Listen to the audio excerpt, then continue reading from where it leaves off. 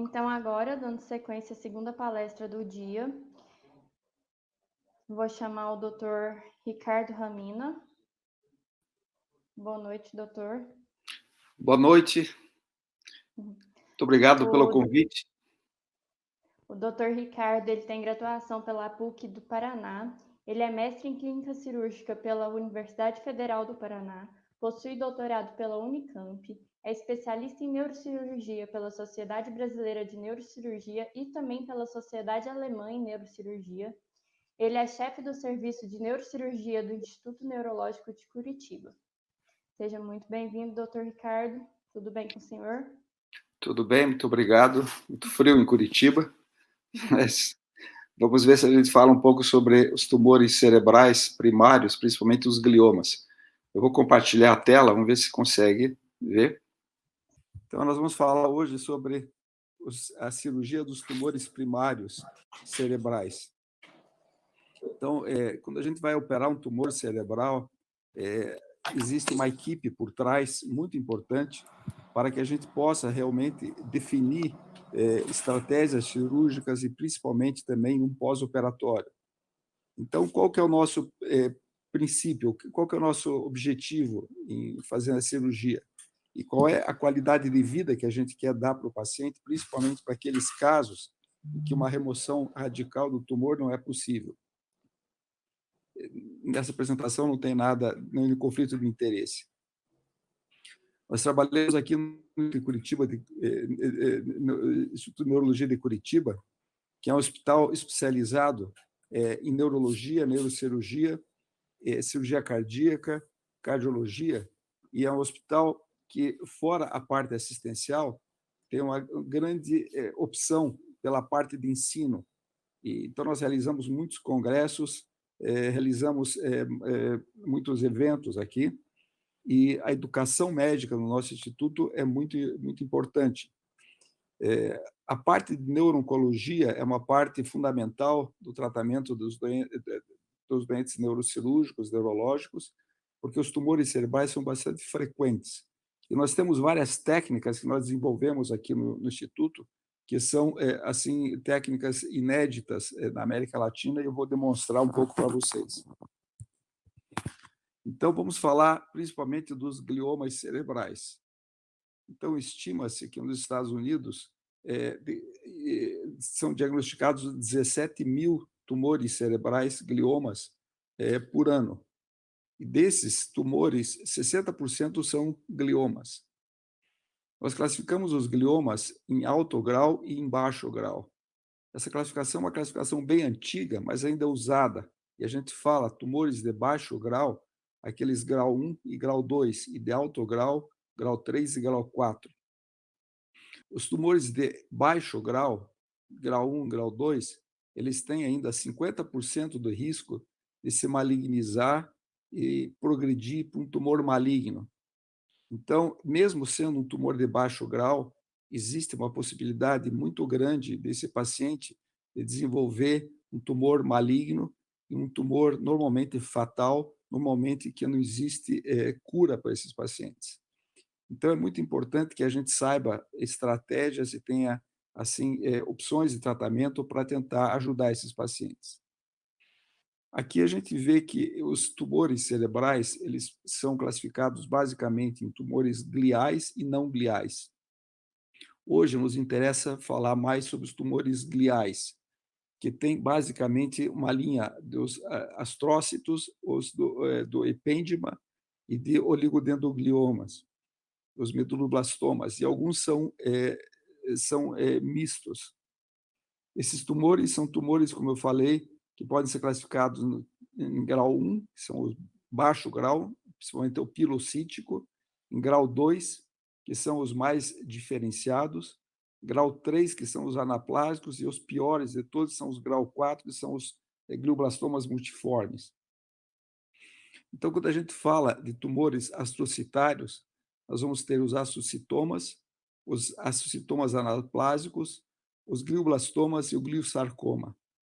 Quando a gente fala de tumores de oligodendrogliócitos, nós vamos ter os oligodendrogliomas anaplásicos, que são os malignos, e os oligodendrogliomas. entre os ependimomas do epêndima, nós vamos ter os ependimomas, principalmente o anaplásico, que é o mais agressivo, e o ependimoma grau 2.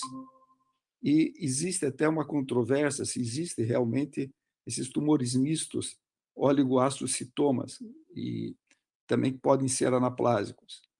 E outros tumores de etiologia não muito assim clara, que são os astroblastomas, a gliose cérebri.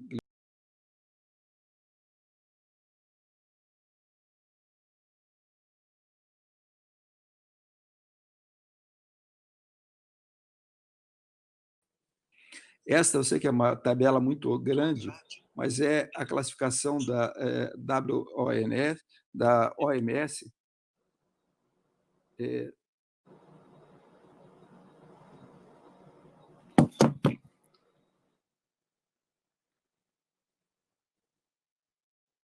Agora está melhor?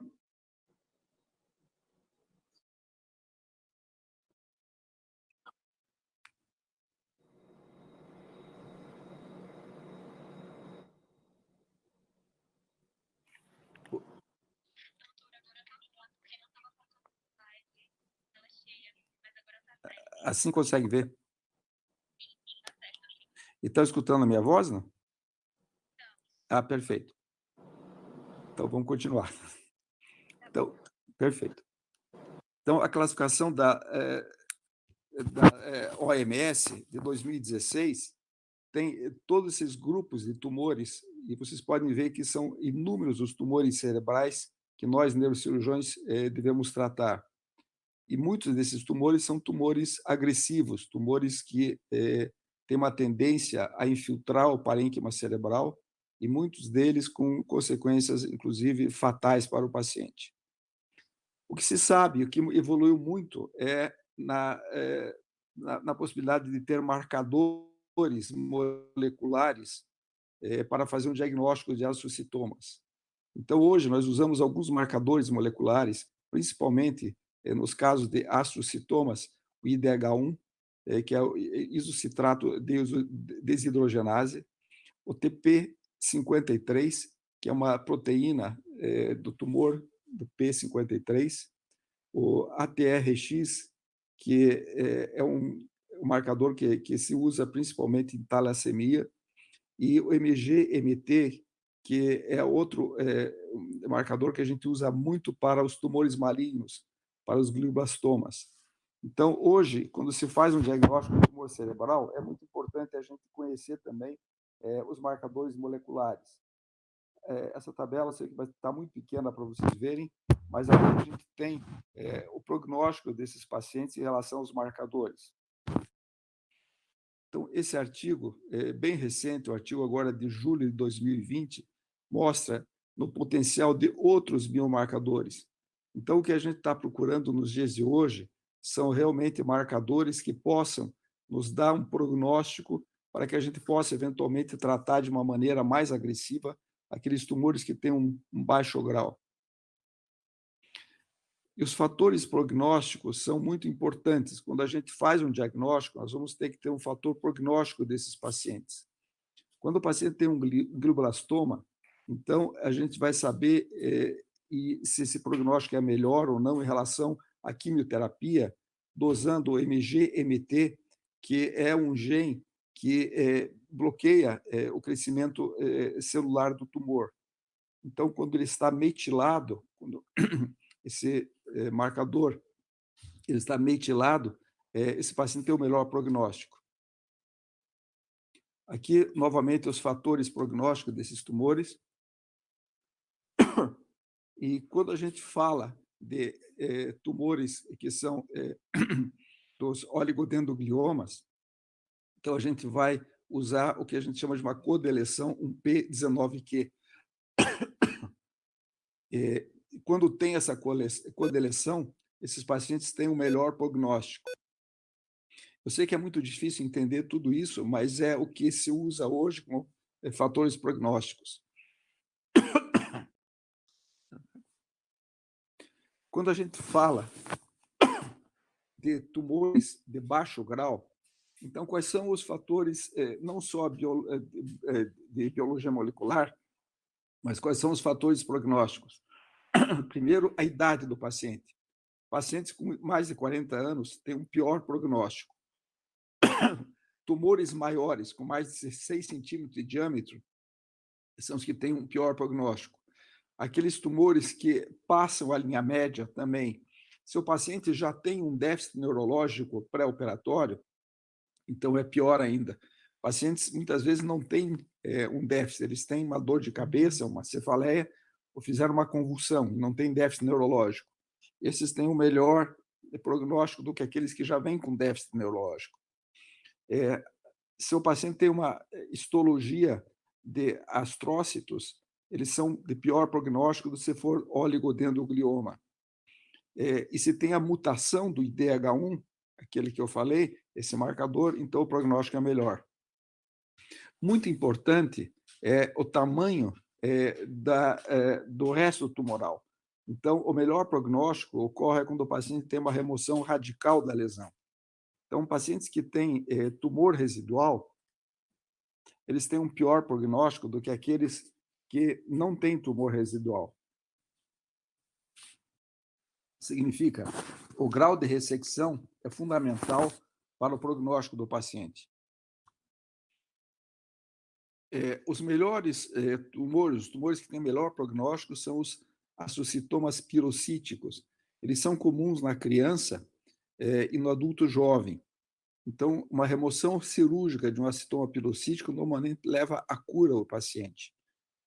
Pacientes com astocitomas difuso, muitas vezes com um baixo grau, um grau 2, necessitam muitas vezes um tratamento mais agressivo se tiver um marcador tumoral desfavorável, como uma não mutação do IDH1. E, como eu falei, é muito importante o grau de ressecção. Então, esse trabalho, esse gráfico que vocês veem acima, é um gráfico publicado nos Estados Unidos há uns anos atrás, mostrando que, a partir de 90% de ressecção do tumor, nós já melhoramos o prognóstico. E quanto maior for a ressecção, melhor ainda.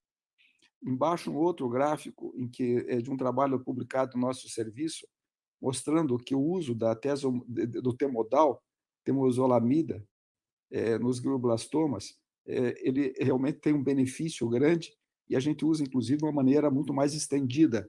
Essa terapia foi iniciada com 6 meses de tratamento, e nós temos utilizado essa terapia por, muitas vezes, vários anos nesses pacientes. Aqui, os glioblastomas multiformes, que são os mais agressivos, tem 4 tipos, que são o clássico, que tem o melhor tipo de sobrevida, o proneural, o mesenquimal e o neural. Mas mais importante do que isso é o prognóstico baseado na biologia molecular. Então, a grande pergunta que sempre fica é se é possível uma remoção radical da lesão. Esses tumores são infiltrativos, mas em muitos casos é possível. Eu tenho pacientes que eu operei há mais de 25 ou 30 anos atrás e que têm ressonâncias atuais sem nenhum tipo de tumor residual e o paciente está bem. Mas, na maioria das vezes, o que acontece é que esses tumores são infiltrativos e uma remoção radical não é possível. Quando eu era estudante de medicina ainda, eu li um trabalho desse autor, que era do Paul Busey, que ele era o editor sênior de uma revista chamada Surgical Neurology, e que ele escrevia, no final dos anos 70, que ele não conhecia nenhuma família feliz de um paciente com glioblastoma 2 anos depois do diagnóstico, e que nada havia mudado nos últimos 30 anos. Nós estamos falando da década de 70, isso. Então, olhem esse exemplo. Esse paciente, nesse slide do lado esquerdo, a gente vê essa pequena lesão. Isso é no mês de março. 2 meses depois, olha o tamanho desse tumor. Então, a pergunta que fica, o que é que a gente conseguiu mudar nesses últimos 40 anos? Vejam, uma ressonância mostrando um pequeno tumor, em 2 meses esse enorme tumor. Então, o que realmente mudou Foi um enorme avanço no diagnóstico, uma melhor compreensão da história natural e do comportamento biológico desses tumores. As técnicas cirúrgicas melhoraram muito, a radioterapia, a quimioterapia, a imunoterapia e muito da pesquisa genética. Isso veio ajudar a mudar muito o prognóstico desses pacientes. Agora, veja, apesar de tudo isso, essa Associação Norte-Americana de Tumor Cerebral ainda mostra que a média da sobrevida de glioblastoma é de 12 a 14 meses, com menos de 10% dos pacientes sobrevivendo mais de 2 anos do diagnóstico. Então, o glioblastoma continua sendo um dos grandes desafios da neurocirurgia. Só para lembrar, a gente teve o irmão do presidente John Kennedy, o Ted Kennedy, que foi a óbito em 6 meses do diagnóstico, e recentemente o John McCarthy, que foi secretário de Segurança dos Estados Unidos, que morreu em 8 meses depois do diagnóstico. Mas, fazendo o tratamento adequado, nós temos conseguido uma sobrevida bem maior desses pacientes, e mesmo assim continua sendo um grande desafio.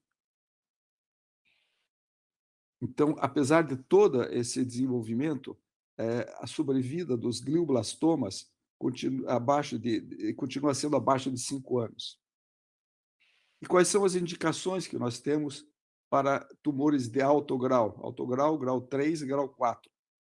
Então, primeiro é a indicação oncológica.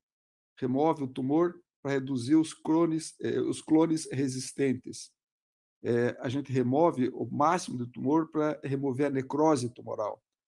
Também para reduzir os sintomas de hipertensão intracraniana, para melhorar os sintomas e para melhorar a terapia adjuvante, tanto a rádio quanto a quimioterapia, e também para ter uma histologia adequada.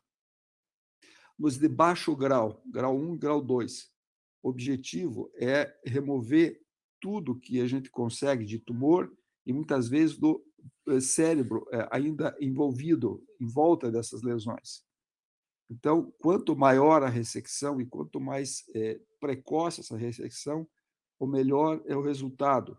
Então, a gente pode, em alguns casos, principalmente grau tipo 1, grau 1 e em muitos casos grau 2 também, a gente consegue, inclusive, obter uma cura do paciente. Aqui uma estatística do nosso serviço, nesse período de tempo, nesses 15 anos, nós operamos no INC 3.645 casos de tumor cerebral. Desses casos, nós tivemos quase 1.000 casos de gliomas. Então, vocês podem ver que quase um quarto, um pouco mais de um quarto, dos nossos pacientes tinham gliomas. E qual é o conceito que nós temos no INC de tratamento de glioma? É uma remoção o mais radical possível, com a maior segurança. E isso é um problema quando nós estamos falando de áreas eloquentes do cérebro. E quais são essas áreas eloquentes do cérebro? Então, nós chamamos de áreas eloquentes do cérebro as áreas ligadas, principalmente, à parte motora, à parte da fala, à parte visual, parte da memória. Quer dizer, não existe, na verdade, no cérebro uma área não eloquente, mas principalmente nessas áreas é que a gente tem a maior dificuldade de remoção, porque pode causar muitos déficits para o paciente. Para se obter um bom resultado, nós precisamos de um time multidisciplinar que envolva neurocirurgiões, neurologistas, neuroradiologistas, neurooncologistas, radioterapeutas, neuropatologistas, psicólogos e mesmo enfermeiras. É muito importante ter uma rotina no tratamento desses pacientes. Então, esse trabalho desses tumores tem que ser um trabalho que envolva um time multidisciplinar. E quais são outras necessidades que nós precisamos? Nós precisamos ter um grande planejamento pré-operatório, ter um treinamento microcirúrgico, ter tecnologia adequada, ter uma boa UTI, uma boa neuropatologia e também um bom tratamento pós-operatório. Então, como nós fazemos isso? Então, nós vamos fazer uma boa avaliação pré-operatória de imagem, tanto em ressonância de 3 Tesla, como 1,5 Tesla, com tractografia, com espectroscopia, com perfusão. Vamos fazer uma avaliação neuropsicológica pré-operatória e pós-operatória, técnicas de microcirurgia, com neuronavegação, com estimulação cortical, cirurgias com o paciente acordado, histologia intraoperatória, vamos fazer biópsia das margens tumorais, ressonância intraoperatória e um corante que a gente usa, que é 5-ala, que eu vou mostrar para vocês. Então, vocês vejam como é complexo tratar um tumor cerebral dessa maneira. Então, nós sabemos, como eu falei, que é muito importante a ressecção do tumor. E, para isso, durante a cirurgia, muitas vezes tem dificuldade de identificar o que é tumor, o que é tecido cerebral normal. Então, depois de remover o tumor, a gente vai usar, normalmente, uma ressonância intraoperatória ou essa fluorescência, que eu vou mostrar exemplos para você, chama 5-ala, que cora o tumor fica vermelho em relação ao tecido cerebral.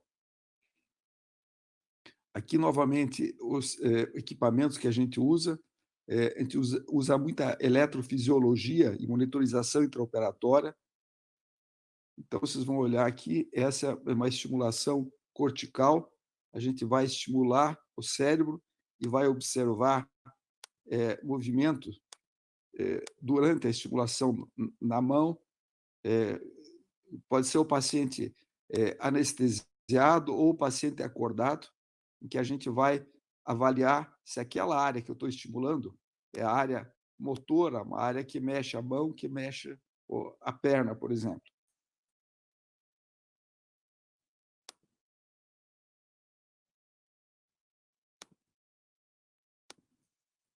Cirurgia acordado. Frequentemente, a gente faz cirurgia com o paciente acordado, estimulando. Então, a gente estimula aquela área e o paciente conversa com a gente. A gente vai conversar e vai saber se aquela área que eu estou estimulando é uma área que é possível de fazer uma remoção da lesão ou não. Como nesse exemplo que a gente está vendo aqui, o paciente acordado.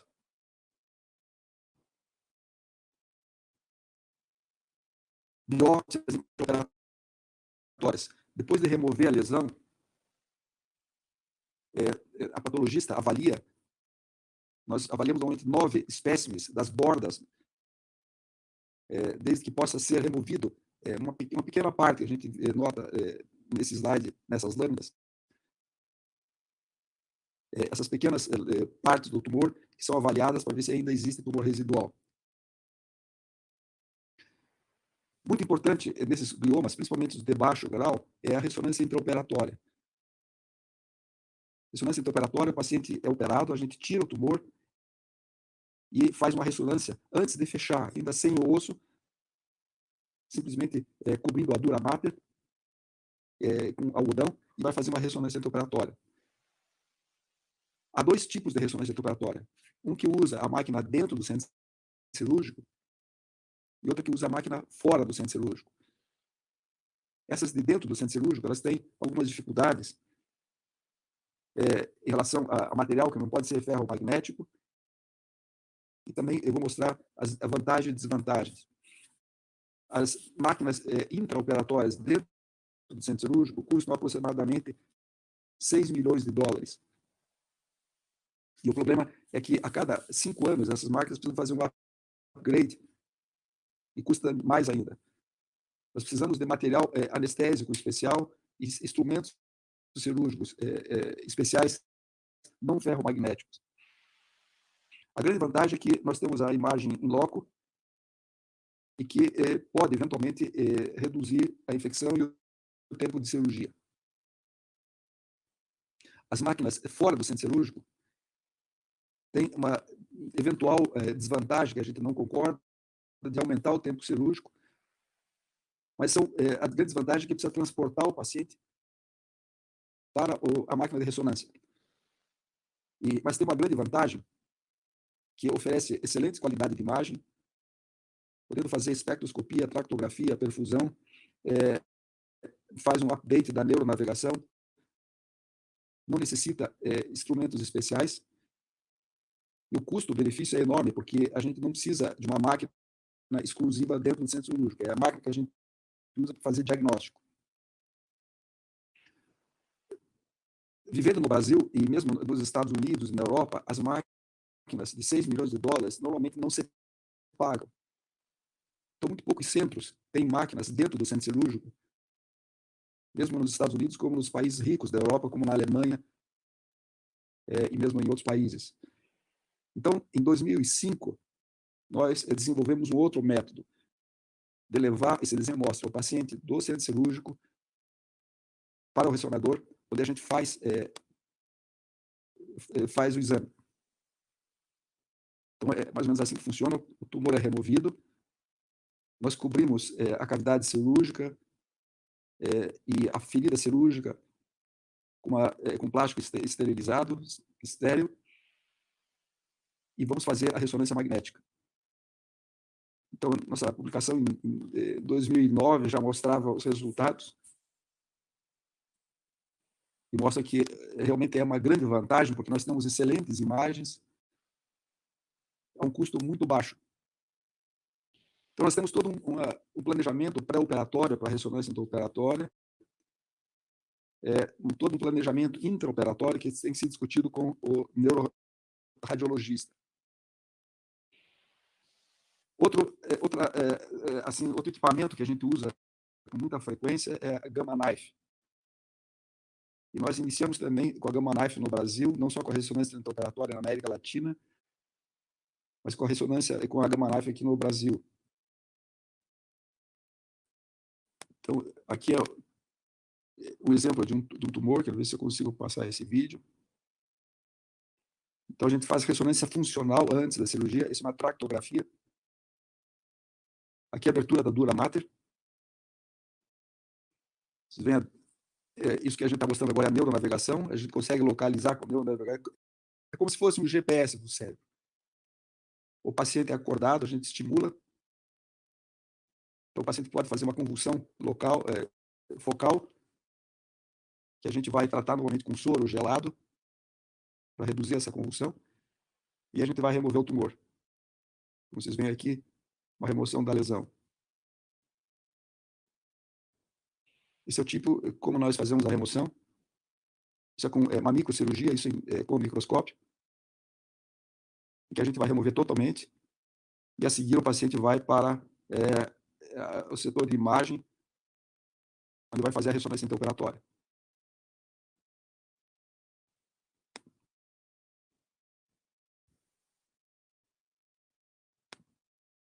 Esse é um outro exemplo, é de uma paciente jovem, com esse tipo de tumor. Vocês veem que o tumor aqui, ele é bem mais claro.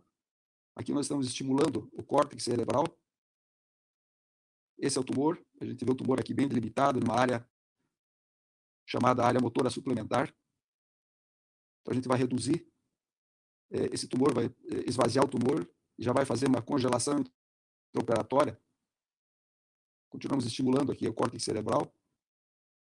E aí nós vamos fazer uma dissecção, como vocês veem aqui, do tumor do cérebro normal.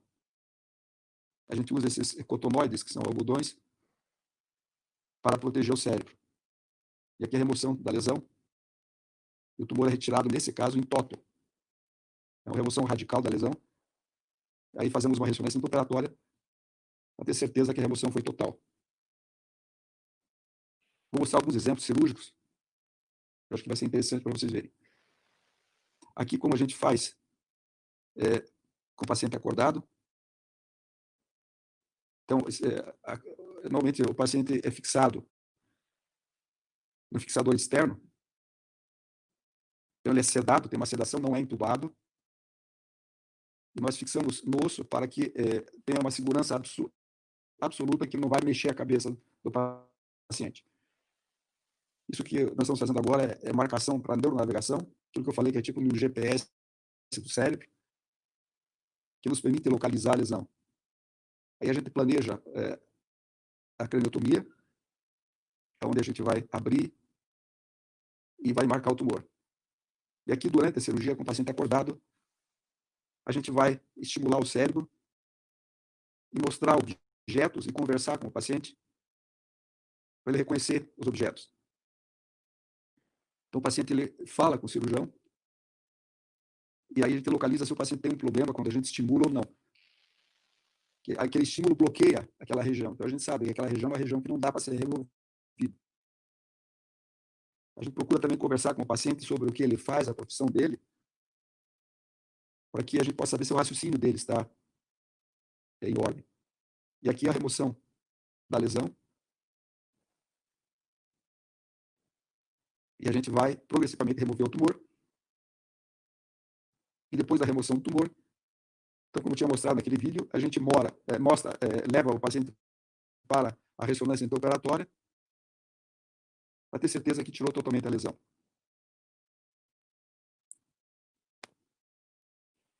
Eu vou passar esses outros vídeos. Essa é uma tese de mestrado que eu orientei em 2011, de um colega neurologista do nosso instituto, analisando a remoção de gliomas em áreas motoras e áreas motoras suplementares. Então, a gente vai ver que muitos desses pacientes, no pós-operatório, acabam desenvolvendo algum tipo de déficit no pós-operatório imediato. Mas que 3 meses depois da cirurgia, esses pacientes melhoram se a gente usar todas as técnicas que eu mostrei, e muito poucos pacientes têm algum tipo de déficit, porque a gente consegue realmente avaliar onde estão as áreas motoras, áreas assim, sensitivas, motoras, área da fala. Uma outra tecnologia que é muito importante, que a gente usa muito em tumor cerebral, é um corante que chama 5-ALA, que é o ácido 5-amino-levolínico. Esse ácido, essa substância, o paciente toma antes da cirurgia e o tumor ele fica corado através de um filtro especial, um filtro azul do microscópio. O tumor se torna vermelho em relação ao cérebro. Vou mostrar alguns exemplos para você. Então, o que acontece é que esse 5-ALA é um precursor da protoporfirina 9, e ela acumula nos tecidos dos gliomas, principalmente gliomas, também em outros tumores. Então, isso faz com que a gente consiga ver essa diferença do tecido cerebral. Essa substância ela foi desenvolvida na Alemanha por uma pessoa, pelo professor Walter Sturmer, de Munique, e já em 1995 ele começou a tratar os primeiros pacientes. Em 1998 ele fez um estudo randomizado e mostrou que no grupo do 5-ALA, 65% desses tumores tinha uma remoção mais radical do que no grupo que não usava o 5-ALA. Nós tivemos o professor Sturmer do Instituto fazendo uma apresentação, inclusive assistindo uma cirurgia nossa com 5-ALA. Nós começamos o 5-ALA no Instituto em janeiro de 2016. E nós fomos o primeiro e único centro da América Latina a usar o 5-ALA até 2020. Agora, em 2020, nós fornecemos esse corante para outros colegas, para a Colômbia e também para um colega em Teresina, que já estão fazendo alguns casos também. Mas nós iniciamos em 2016. Nos Estados Unidos, a FDA liberou somente em 2017. Então, um ano antes, nós já usávamos no INC, antes de ser liberado nos Estados Unidos. Nos Estados Unidos, a partir de 2017, que começaram com esse tipo de corante, e um ano antes nós já usávamos. Então, como é que é feito esse corante? O paciente ele dilui, a gente dilui normalmente 20 miligramas por quilo de peso, de 50 a 100 mililitros de água, e o paciente toma 3 horas antes da cirurgia. Aí a gente vai ver que aqui é a hora da administração, aqui é a hora da indução da anestesia, 2 horas e meia, 3 horas depois induz a anestesia, e o máximo da fluorescência aparece com 4 horas, 5 horas. Então, quando a gente está realmente já dissecando o tumor. Aqui alguns detalhes técnicos de como a gente usa isso, mas o que a gente nota é isso. Tumores que têm uma pequena infiltração, eles têm uma coloração mais róseo. Tumores que ficam bem vermelhos são os tumores que têm mais células tumorais. Esse é um corante que já foi liberado aqui pela Vigilância Sanitária no Brasil. Entre janeiro de 2016 e dezembro de 2019, nós temos 251 casos feitos. Agora nós temos quase 275 casos em agosto. Essa estatística é uma estatística em termos de Américas, tanto Estados Unidos como todas as Américas, muito, muito grande, é um número muito grande de casos. Eu acredito que nem o centro norte-americano tem o número de casos com 5 ALA que nós temos no INC. Na Europa, alguns centros têm. Também na Ásia, no Japão, na Austrália, eles usam há mais tempo. Então, na nossa série de gliomas que nós analisamos, aqui nós vamos ver que dos altos graus, a maioria, 93% dos pacientes tiveram 5-ALA positivo. E do baixo grau, apenas 29%, quer dizer, praticamente um terço dos pacientes tiveram 5-ALA positivo. Nas metástases cerebrais, nós tivemos 75% dos casos das metástases, aqui está mama, pulmão, melanoma, podem ver os casos, 75% 5-ALA positivo. E outros casos são os meningiomas, que não é tema da aula de hoje, mas que nós tivemos praticamente positivo em quase todos os casos também. Então, é muito importante que a gente use esse tipo de corante para poder realmente identificar o tumor. Efeitos adversos que nós tivemos, efeitos colaterais, nós tivemos apenas em um caso, um paciente que teve um racho cutâneo. Esses pacientes, esse corante, a gente reduz a luz ambiente, a luz dentro da UTI também, porque senão o paciente pode ter um racho cutâneo, fica com a pele avermelhada. Nós tivemos apenas um caso, mas isso dura algumas horas e desaparece. E um paciente que apresentou um vômito.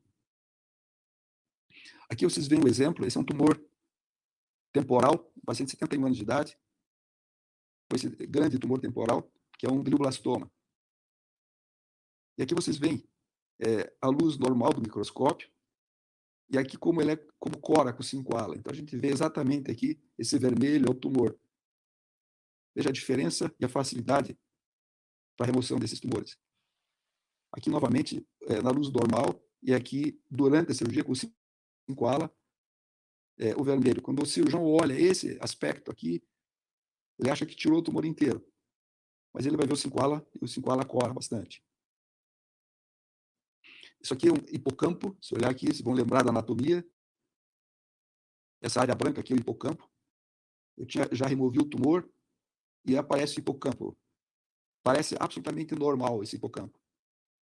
Então aqui parece bem normal o hipocampo, mas veja com o 5-ALA como ele cola e fica róseo. Então, se o cirurgião sem 5-ALA pararia a cirurgia com certeza aqui nesse estágio e não seguiria com a cirurgia. Aqui quero mostrar um exemplo de 5-ALA. Vocês veem como é que cora. Então esse é um filtro azul. E aí olha o ponto vermelho, olha. Olha como cora. Veja a diferença do tecido cerebral para o tecido do tumor. Então aqui a remoção da lesão. Esse paciente é o paciente que estava acordado, que a gente vai estimulando. E aqui a gente nota bem o tumor, veja, o tumor cora. E eu tenho um plano para remover esse tumor livre desse corante vermelho. Então, dá para imaginar a dificuldade que é de operar esses tumores sem esse corante. Olha como a gente olha aqui, a gente vê cérebro normal muito similar, muito parecido com o tecido tumoral nesse caso. Então, é o corante que nos auxilia realmente a tirar a lesão. Vocês vão ver aqui o tumor corando em vermelho. Então, a gente vê alguns pontos que vão ser removidos depois, mas o tumor totalmente vermelho e o cérebro branco em volta. Aqui, após a remoção radical, foi tirado totalmente. E agora com o 5-ala a gente não vê, não cora mais, o cérebro está totalmente tirado. E aqui o tumor. Você vê o tumor agora, retirado em bloco, e como ele cora com o 5-ala. Como tem um manto de cérebro em volta do tumor. Então esse é bem um aspecto que a gente vê nesse tipo de cirurgia. Aqui tem outros exemplos, mas eu vou passar. Também para biópsias que a gente usa o 5-ala, quando a gente tira um pequeno fragmento de tumor, a gente nota que cora. Então, o patologista vai ter a facilidade de, nesse fragmento aqui, saber que existe tumor.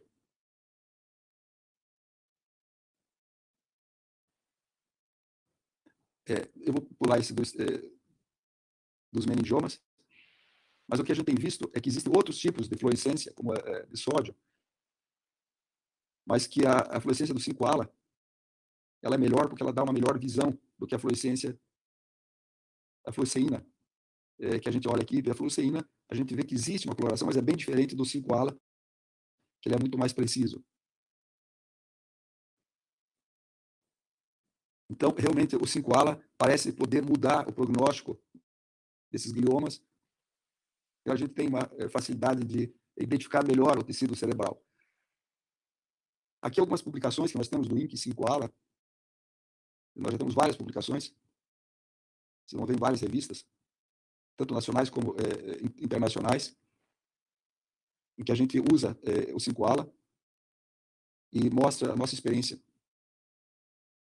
Então, existem evidências claras de que com o 5-ala a gente consegue uma remoção muito mais radical dessas lesões, fazendo com que esses pacientes possam ter um melhor prognóstico.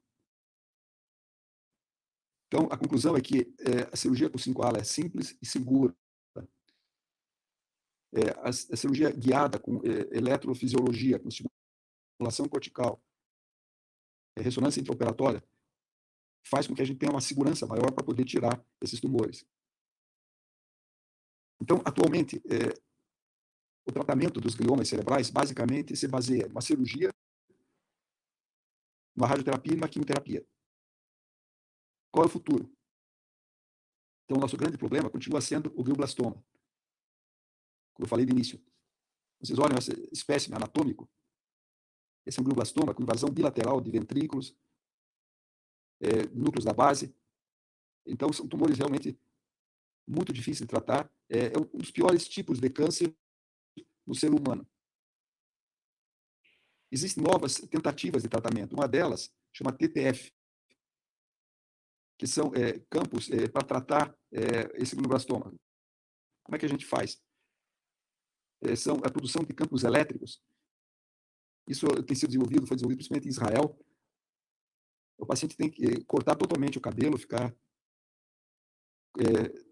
totalmente sem cabelo, e ele vai ter que colar eletrodos na cabeça, como você vê aqui, e andar praticamente 20 horas do dia com uma mochila, produzindo campos elétricos, para tentar reduzir assim, a volta desses tumores. Isso tem demonstrado que esses pacientes eles têm uma sobrevida um pouco maior, mas o custo desse aparelho é muito alto, é extremamente alto o custo desse equipamento, e também a qualidade de vida do paciente fica muito assim prejudicada. Ele vai ter que usar esse tipo de capacete, essa mochila, praticamente 20 horas por dia. Quais são os trials que nós estamos fazendo no INC? O que nós estamos pesquisando? Então, uma delas é que nós estamos começando a querer desenvolver, então nós já estamos nessa fase inicial de preparo de tudo, uma fototerapia dinâmica. Significa, depois de removido o tumor, nós vamos usar laser junto com o 5-ala. Então, a gente põe o 5-ala, ele aumenta a sensibilidade, ele aumenta a sensibilidade do calor do laser e faz com que exista uma destruição daquelas células que não puderam ser removidas. Então, esse é um próximo passo que nós vamos dar, possivelmente, nos próximos 2, 3 meses, nós vamos estar usando esse método da fototerapia dinâmica no glioblastoma. E esse é outro projeto de investigação que é a nanoterapia. Então, a nanoterapia ela é baseada em nanopartículas que podem levar quimioterápicos para dentro do tumor, da célula tumoral, com muito mais eficácia. Vocês já ouviram falar da barreira hematocefálica, que protege o cérebro da entrada de medicamentos e de substâncias? Com a nanoterapia, essas substâncias elas penetram muito melhor. Então, esse é o nosso estudo, nós já planejamos para usar, usando essa nanoterapia e um quimioterápico chamado carmostina. Então, esses são os projetos que a gente está para poder desenvolver novas chances para esses pacientes. E, na nossa opinião, qual é o tratamento futuro desses pacientes? Possivelmente uma terapia gênica. E aí, tanto a cirurgia quanto a radioterapia e possivelmente quimioterapia vão ter uma participação menor. Nós já usamos alguns casos imunoterapia associado à quimioterapia. Mas possivelmente a terapia gênica é a terapia do futuro para esses tumores, tanto para os gliomas de baixo grau como de alto grau. Então, essa é a ideia do futuro. E agora vamos responder aquela pergunta que a gente tinha lá no início, do Paul Bursig, aquele editor sênior do Surgical Neurology. Nós ainda não somos capazes de curar glioblastomas. Mas nós podemos oferecer, tanto aos pacientes como às famílias, uma muito melhor qualidade de vida, uma sobrevida maior, graças a toda a tecnologia, a todo o diagnóstico, toda a imagem, toda a técnica cirúrgica que a gente desenvolveu nesses últimos 30 anos. Muito obrigado. Espero que tenha dado para escutar tudo que eu apresentei. Muito obrigado.